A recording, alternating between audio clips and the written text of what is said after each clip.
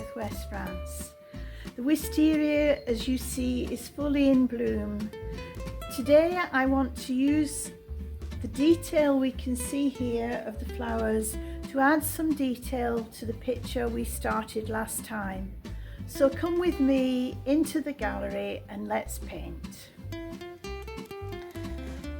Now you can see that the paper is dry, the painting is totally dry, and I have another palette on the table, my green palette, which consists of Winsor blue green shade and transparent yellow, and I've mixed quite a vibrant green, and I'm starting to think about the stems and leaves, which we can see.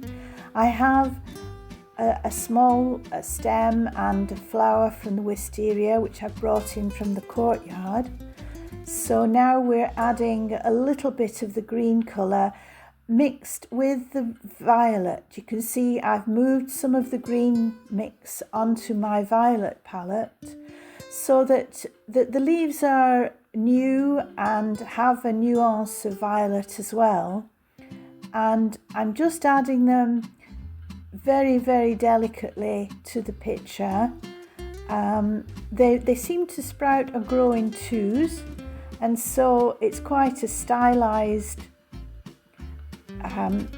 image that I'm putting onto the picture just now, just to give an idea that the stem will help to balance the painting a little, and I will return to it later just to modify it, but for now I'm just having an indication of where the stems are going to go and an indication of the leaves. The leaves, of course, and the stems are not as important as the actual flowers, but important for the composition of the picture.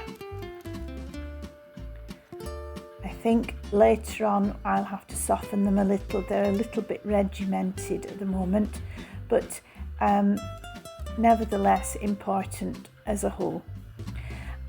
So now I'm going to start to redo the branches and connections a little, so this kind of ties the picture together and keeps the flowers so kind of now you see it, now you don't process. And because of course the flowers, even the lighter ones that we created with the water, are blocking the view of the branches, and we don't want to make the branches too important. So I'm just painting them in the gaps and not as a solid stem. We can make them too important, and we really don't want that at this stage.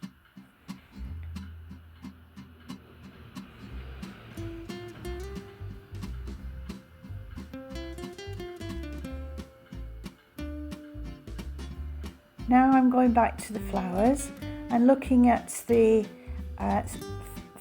flower that I have on the table to help me to give a good interpretation of how they grow. I'm putting in the connecting stem. Again, now you see it, now you don't, so it doesn't dominate the picture. And I'm starting to add the little buds and highlights, which will bring some detail into the painting. We don't want it to be too static and too detailed, so I'm not doing all the flowers. I'm just, as you see from the actual flower itself, there are some areas that are darker and others that are paler petals. And so I want to do the same with the painting and just have highlights of colour, stronger colour, just to give a little bit more depth to the picture.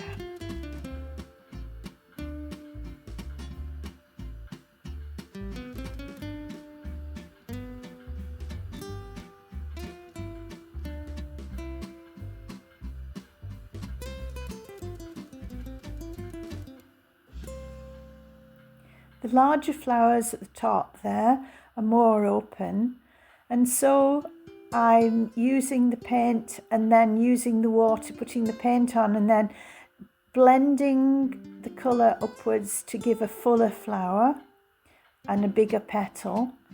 but mostly I'm using the whiter, lighter areas that we created earlier with the water as my flowers, and just adding darker highlights around or underneath, because that helps to emphasize your lighter areas. It's painting in the negative, which is tricky stuff in some respects, but the darker colour will highlight your lighter areas and create a flower without you actually painting the flower at all.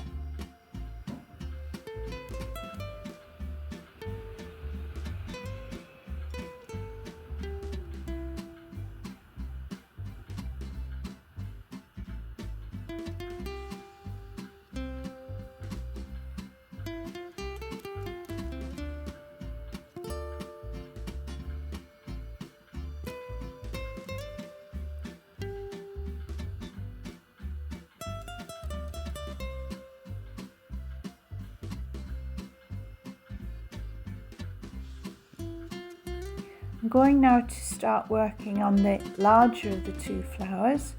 Again, looking at the more open flowers at the top and using my lighter areas as a guide, just adding colour around the petals.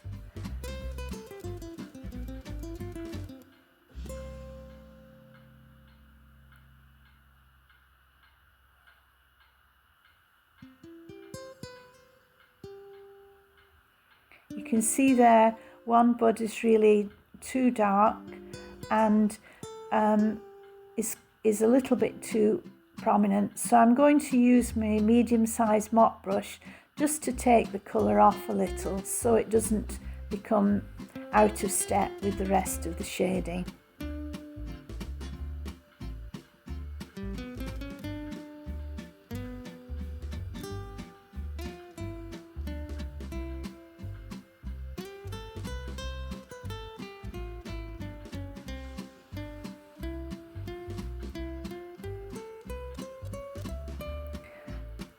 This is going to be the biggest flower, and so I'm bringing down my detail further down the page and adding more closed buds just to give it an elegant and delicate look.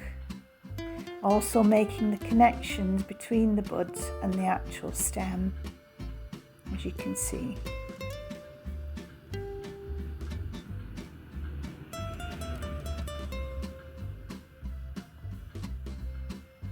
Again, this video is speeded up, otherwise it would go on for far too long, but I hope you're able to see how the picture is developing and how it's a gradual building up process of light and shade.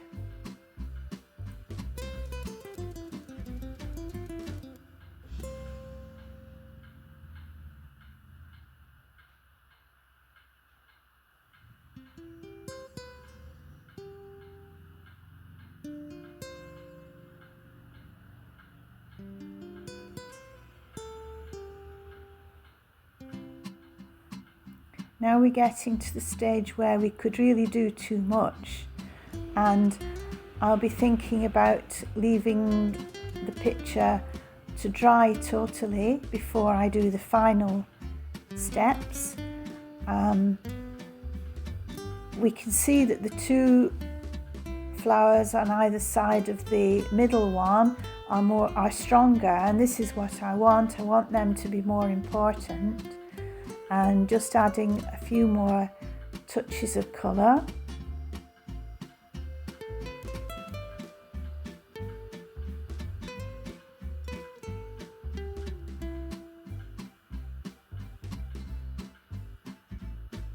And there we are. We'll let the picture dry totally now. We have just the final touches to add now. You can see that I've changed my brush, and I'm using, it's a synthetic flat brush, which is Dale Rowney System 3 brush.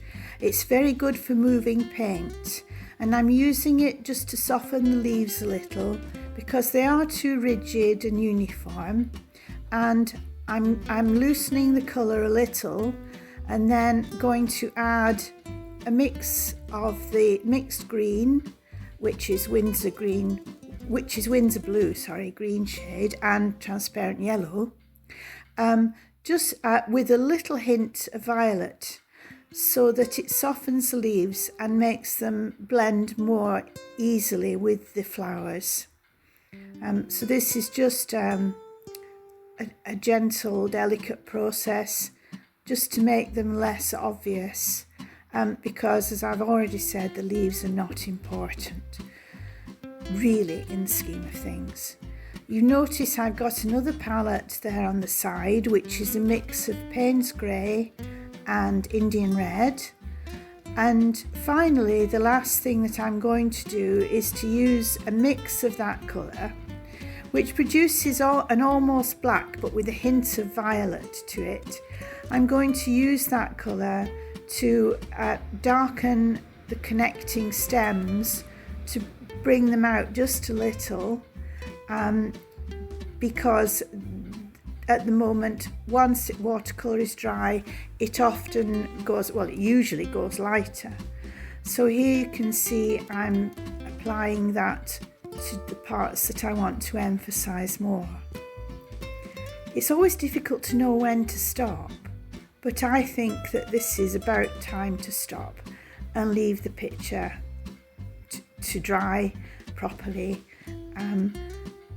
You'll notice after this that I have 3 pictures of the same courtyard in past years. I hope you enjoy them.